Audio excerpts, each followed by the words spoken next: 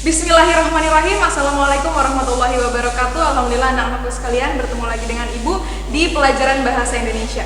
Di pertemuan kali ini kita masih mempelajari tentang teks berita.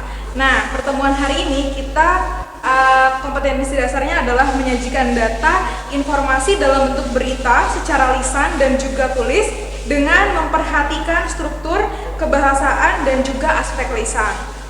Nah, tujuan pembelajaran kita hari ini adalah nanti kalian diharapkan mampu menyajikan data, informasi dalam bentuk berita secara lisan dan tulis dengan memperhatikan struktur, kebahasaan, dan juga aspek lisan.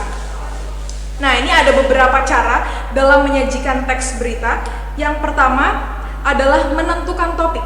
Kemudian yang kedua yaitu menyusun kerangka. Yang ketiga yaitu mengembangkan kerangka. Yang keempat ada menyajikan berita secara lisan. Dan yang kelima menentukan judul.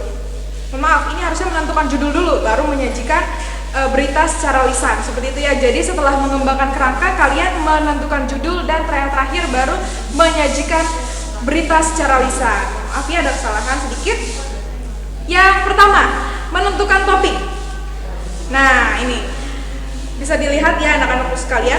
Di sebelah kiri itu topik yang layak untuk diangkat menjadi berita harus bersifat faktual atau berdasarkan fakta, aktual, yang kekinian atau terkini, dan fungsional yang tentunya beritanya harus bermanfaat bagi khalayak ramai atau bagi para pembaca berita.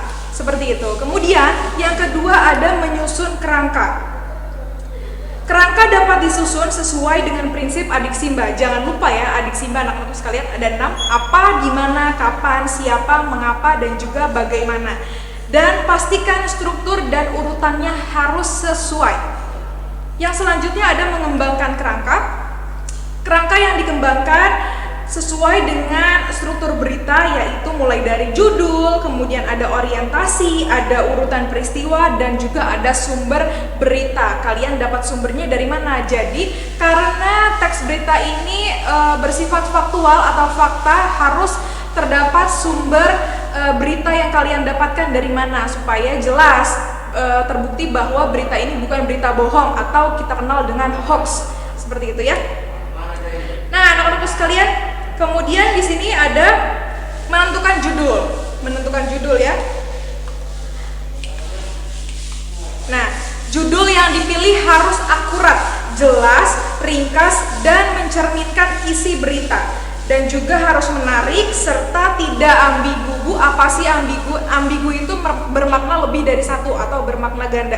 Jadi ketika si pembaca membaca berita yang kita sajikan, membaca judul yang kita sajikan, jangan sampai mereka memiliki anggapan lebih dari satu anggapan seperti itu. Jadi makna dari judul yang kita berikan itu harus jelas-jelasnya, dan jangan lupa jangan terlalu bertele-tele, harus ringkas, padat, dan juga jelas.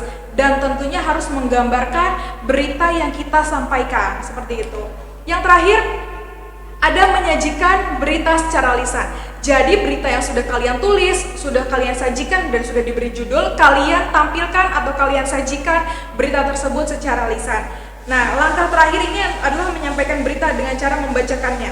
Hal yang perlu diperhatikan adalah kejelasan pengucapan, nada suara, jeda, volume suara, dan juga ekspresi yang tepat. Jadi ketika kalian membacakan berita, itu semua harus diperhatikan, mulai dari kejelasan pengucapan, kejelasan nada suaranya, kemudian jedanya, kapan harus berhenti, kapan harus membaca secara lancar seperti itu, dan volume suaranya juga harus jelas, serta ekspresi yang tepat dengan berita yang dibacakan atau berita yang disajikan. Seperti itu. Wah, gampang banget ya cara menyajikannya, ternyata hanya begitu aja kok gitu ya. Nanti setelah ini anak-anakku sekalian kita akan melakukan conference dan kita akan melakukan diskusi tentang bagaimana cara menyajikan teks berita yang baik dan benar sesuai dengan langkah-langkah yang tadi sudah Ibu berikan. Insya Allah nanti kalian akan berlatih bagaimana caranya membuat teks berita yang baik, dan juga nanti kalau misalnya ada waktu yang luang seperti itu ya, kita akan berlatih bagaimana cara menyajikan teks berita yang sudah kalian buat dengan aspek-aspek lisan yang tadi sudah Ibu terangkan seperti itu. Alhamdulillahirrahmanirrahim. Pertemuan kita hari ini cukup sampai di sini. Apabila ada pertanyaan tentang bagaimana cara menyajikan berita, kalian bisa sampaikan melalui conference. Setelah ini jangan lupa langsung join conference dan jangan lupa dicatat materi yang Ibu sampaikan. Oke, kurang lebihnya Ibu mohon maaf. Wabillahi taufik wal hidayah. Wassalamualaikum warahmatullahi wabarakatuh.